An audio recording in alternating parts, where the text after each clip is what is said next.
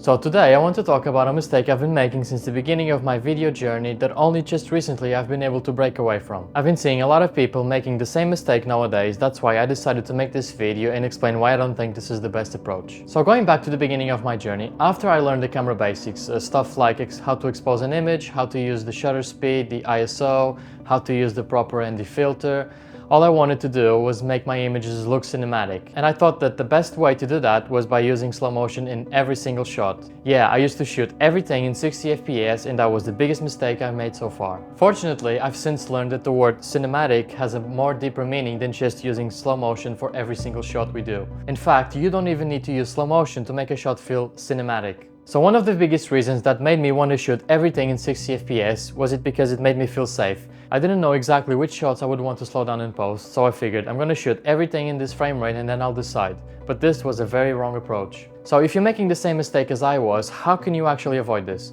Well, to me it comes down to one simple thing, and that's called planning.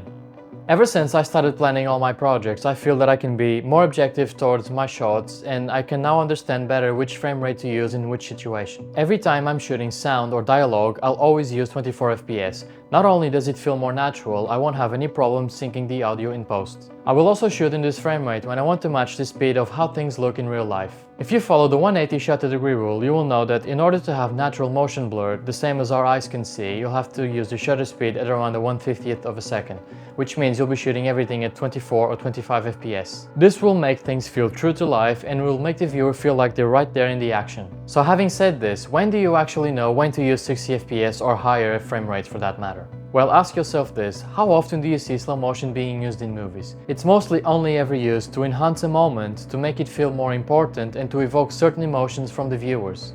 If your film is all in slow motion, it doesn't have any contrast and it can feel boring and sometimes unintentional. But on the contrary, if you shoot most of your scenes in 24 FPS, when you introduce a clip that has slow motion, it will have a much bigger impact and relevance, because now you've added more contrast, making it feel more intentional. So next time you're shooting something or you're planning a project, just think to yourself, why do I want to use slow motion in this specific clip?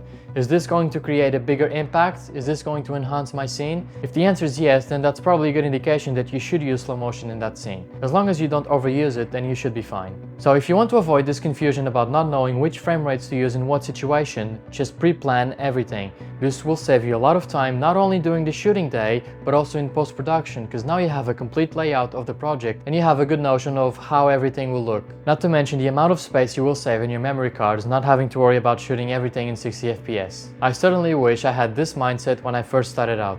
I hope this video helped you in some way, and I'd love to hear your thoughts in the comments below. I'm currently uploading one video each week with things that I've been learning along my journey that hopefully can help you as well. So if you want to learn together, please consider subscribing to my channel.